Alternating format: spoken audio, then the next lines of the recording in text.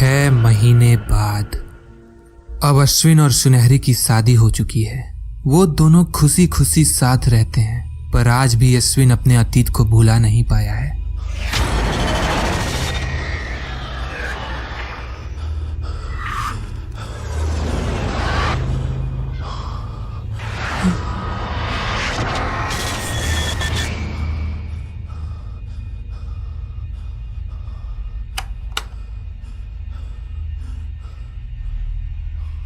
फिर से वही बुरा सपना।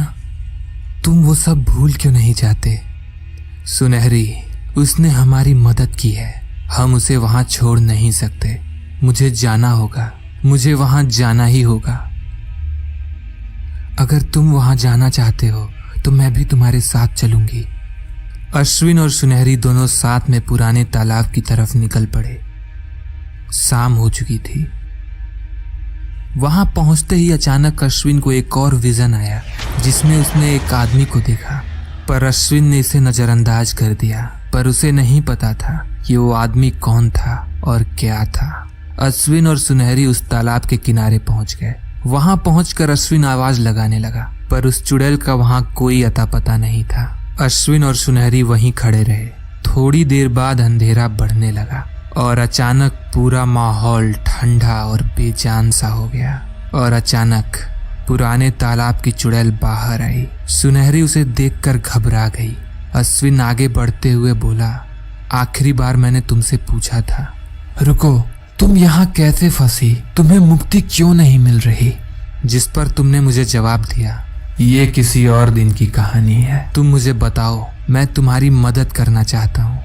इस पर उसने कहा, मुझे पता था अश्विन तुम जरूर आओगे, पर तुम मेरी मदद नहीं कर सकते।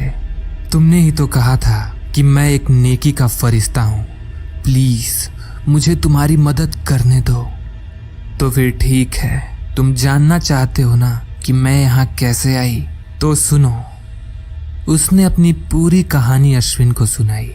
उसकी कहानी के मुताबिक लगभग 20 साल पहले इसी गांव में अप्सरा अपने बूढ़े बाबा के साथ रहती थी। वो बेहद गरीब थे, पर अपनी जिंदगी खुशी से बिता रहे थे।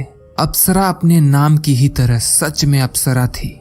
उसकी खूबसूरती की चर्चा दूर दूर तक थी। बहुत सारे लोग उसके पास शादी का प्रस्ताव लेकर आने लगे, पर अप्सरा सबको ये कहकर मना कर देती कि वो अपने पिता को छोड़कर कहीं भी नहीं जाएगी। सब कुछ ऐसे ही चलता रहा, पर एक दिन उसी गांव के एक जमींदार को अप्सरा के बारे में पता चला।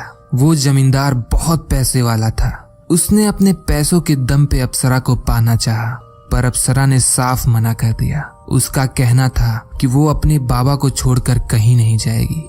जमींदार को इस बात से बेहद गुस्सा आया, पर उसने अपने गुस्से को पी लिया और सही वक्त का इंतजार करने लगा। एक बार अप्सरा किसी काम के तहत घर से बाहर गई थी। इस बात से घात लगाकर वो जमींदार उसके घर आकर उसके पिता को बेहद ही बेरहमी से मार डाला। शाम में जब अप्सरा घर आई तो उसने देखा कि उसके पिता की मौत हो चुकी थी। अप्सरा इस वजह से टूट गई।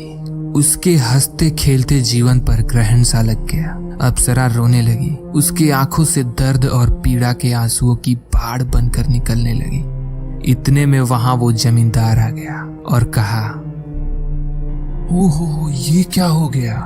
पिताजी तो चल बसे, अब बची है तो घर में एक अकेली बेटी। बहुत बुरा हुआ। अप्सरा समझ गई थी कि उसके पिता की मौत से इस जमींदार का जरूर कोई संबंध है। उसने उस जमींदार को वहां से जाने को कहा। इस पर वो जमींदार भड़क गया और गुस्से में अप्सरा को साथ चलने को कहा। अप्सरा के मना करने पर जमींदार जबरदस्ती अपने आदमियों की मदद से उसे अपने साथ ले जाने लगा। अप्सरा चीखती चिल्लाती रही, रहम की भीख मांगती रही, पर उसकी कोई ना सुना। उस हैवान ने मासूम अप्सरा पे बहुत जुल्म ढाए। 7 दिन तक वो रहम के लिए गिड़गिड़ाती रही। वो पूरी तरह से हार चुकी थी।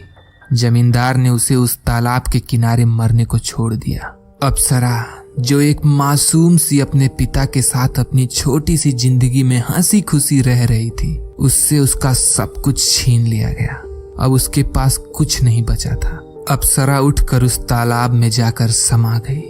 ये इंसानियत की हत्या नहीं तो क्या था? आखिर क्यों होता है ऐसा? माँ, ये वो होती है जो हमें जन्म देती है। इसके बिना इंसान की उत्पत्ति असंभव है। वो औरत है।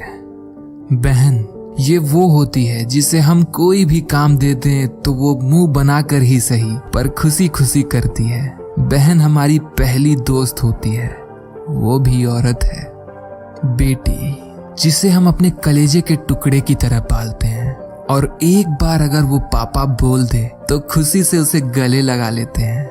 आखिर वो भी तो एक औरत ही है।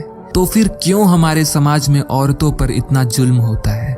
आखिर कितनी निर्भया और दामिनी शहीद होंगी, तब हमें समझ आएगा।